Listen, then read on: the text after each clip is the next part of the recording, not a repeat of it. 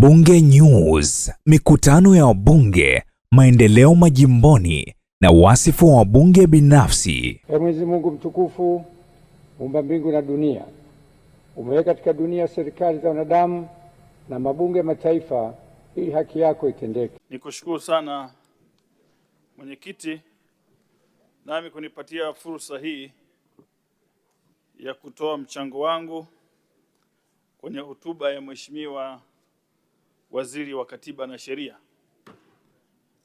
Nianze kwanza kwa kumshukuru Mwenyezi Mungu ambaye ametujalia afya na uzima, lakini naomba kipekee sana niendelee kumpongeza Rais wa Jamhuri ya Muungano wa Tanzania Daktari Samia Suluhu Hassan kwa kazi kubwa ambayo wanaendelea kuifanya katika taifa letu.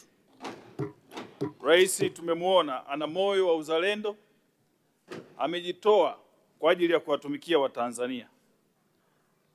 Niwapongeze pia makamu wa rais kwa kazi ambazo anaendelea kuzifanya, lakini waziri wetu mkuu kwa kazi kubwa ambazo anaendelea kuifanya nchini kwetu. Lakini kipekee sana naomba nimpongeze Waziri wa Katiba na Sheria Daktari Juma Homera pamoja na naibu wake Zainabu Katimba, bila kumsahau katibu mkuu. Mimi niseme tu, mimi ni mjumbe wa kamati ya kudumu ya Bunge, Utawala, Katiba na Sheria.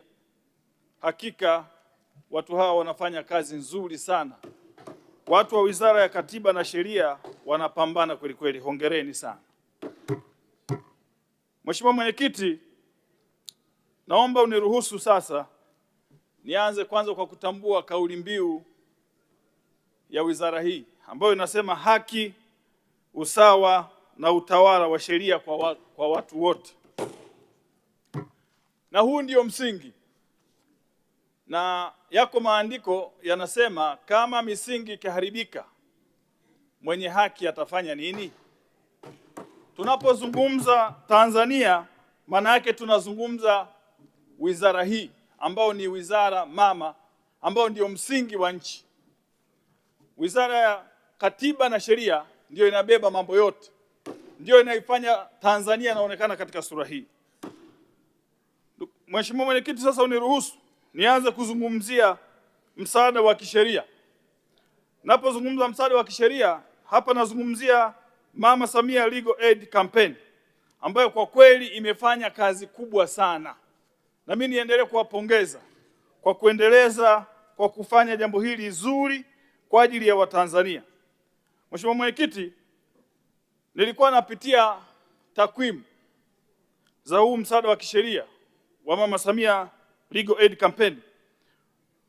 Takribani wananchi milioni 3 hadi kufikia Juni 2025 wamefikiwa na msaada huu wa kisheria. Hilo ni jambo kubwa sana, ambao kazi kubwa imefanyika katika kutatua migogoro ya ardhi, kutatua migogoro ya mirathi na kadhalika. Hili jambo si la kupuuzwa. Watu milioni 3 ni watu wengi sana. Lakini mimi niendelee kutoa ushauri wangu kwa wizara kwamba jambo hili liwe endelevu, liendelee. Limewasaidia Watanzania wenzetu ambao wamekutana na changamoto mbalimbali, wakati mwingine wao kushindwa kuelewana, lakini chombo hiki kikifika kinafanya utatuzi mzuri sana. Lakini imeendelea kuwepo misaada mingi ya kisheria ambayo kwa kweli takribani Watanzania milioni 7.4 wameendelea kusaidiwa katika kutatua changamoto mbalimbali. Sasa niseme tu mambo machache ambayo katika kutembelea miradi ambayo inasimamiwa na wizara hii tumeona kuna mambo fulani ambayo inahitaji kufanyiwa marekebisho kidogo au kuongeza kasi. Kama nilivyosema pale awali, wizara hii ndiyo msingi. Na katika kutembelea kamati tumetembelea miradi ikiwemo ya jengo la Ofisi ya Taifa ya Mashtaka mkoa wa Singida. Jengo hili ni jengo zuri, lakini ujenzi umekuwa wa kusuasua sana.